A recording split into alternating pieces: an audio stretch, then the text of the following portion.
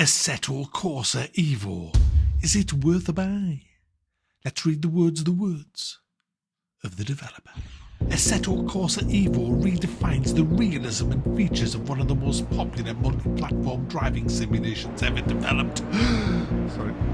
Featuring cars and tracks from different classes spanning across years of motoring history. Yes guys, it's Assetto Corsa. I've played a few of these and they are really good racing games. This is the new one, Assetto Corsa Evo. And the minimum specs is a 1070, recommended 2070. Can I just say bollocks?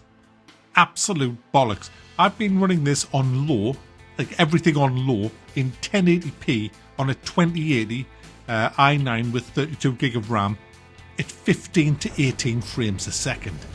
Yes, that was in the rain, but even in light rain, the weather effects are great. Like, but yeah, even in light rain, it was bad. It was just raindrops everywhere. It was unplayable. Unplayable. Well, not unplayable, that's a bit harsh. I played it, but when you get a frame drop as you're about to turn into the apex and the whole game says, excuse me, we can't let you see what's going on here for about 1 second. Oh, there you are, you've crashed.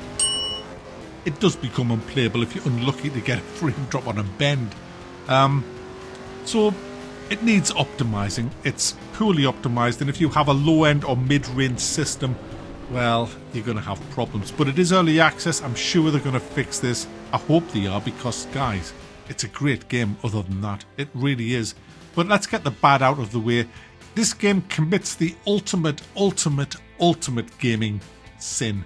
And no, I'm not talking about you can't rebind your keys. You can, and it worked well with my steering wheel as well. But, guys, it's a single-player game, but it's always online. Why? Why would it? What if the servers go down, you can't play your single-player game? I mean, come on. What are you doing? Sort that nonsense out. Absolutely ridiculous. I should mention that although it is always online, there are some areas of the game that will work offline, but you're still losing a load of your content if the servers go down, or if they pull a Ubisoft and just decide to end the game. Remember the crew? That everybody lost their copy of the crew. Well, that's why always online, even for part of a game, is anti-consumer, and it just shouldn't be there for a single-player game. But anyway, guys, it redeems itself with the engine sound. Oh, listen to this alpha.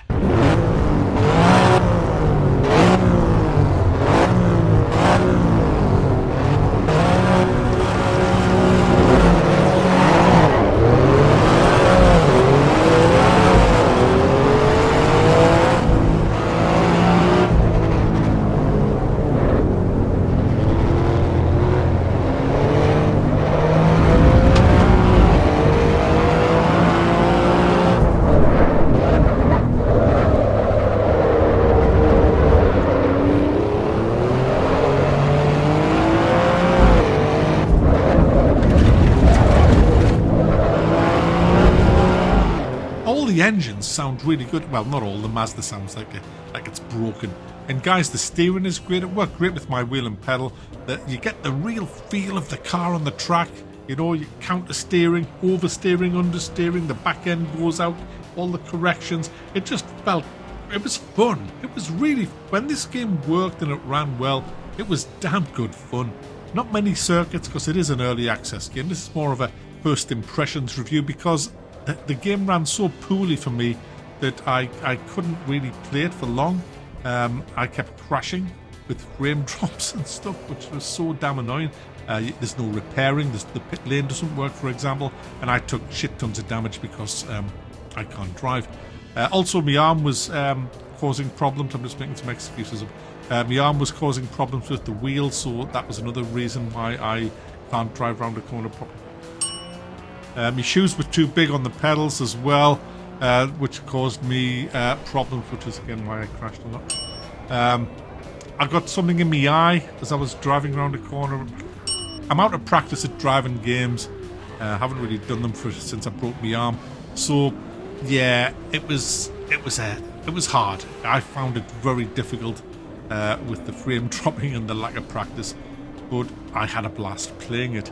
And guys, if they can fix this, if they can really fix the optimization, get all the features into this, all the setups is in here, you can twiddle and tweak your cars, it has great feel, The force feedback was a bit sloppy, but the car, you still get that feel of the car on the road with the steering wheel. It handles quite realistic if you're going fast.